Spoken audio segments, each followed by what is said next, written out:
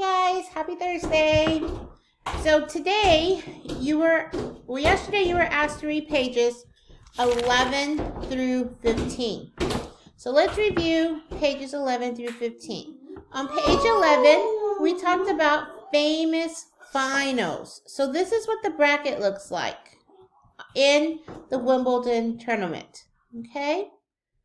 Now, this is important. This is a diagram. So this goes to the reading.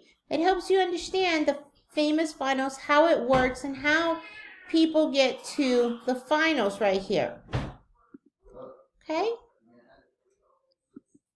Now, it also gives you Ashe versus Connors. So this gives you this final in 1975. It talks about the odds.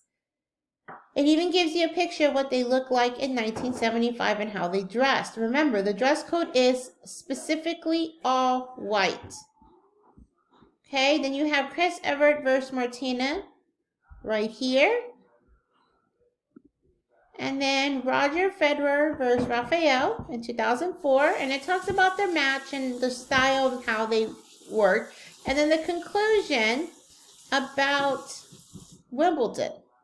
Okay, and then it gives you the picture of Billie Jean King rejoices after winning Wimbledon in 1967. King went on to win a record 20 championship titles at Wimbledon. She also became an icon for gender equality. So she's the one who said women should be allowed to be in the tournament, and she fought for women's rights in the tournament. Okay? So, let's go into your assignment.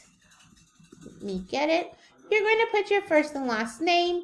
You are going to select your teacher's name. It's going to be a drop box, so you'll click and select your teacher.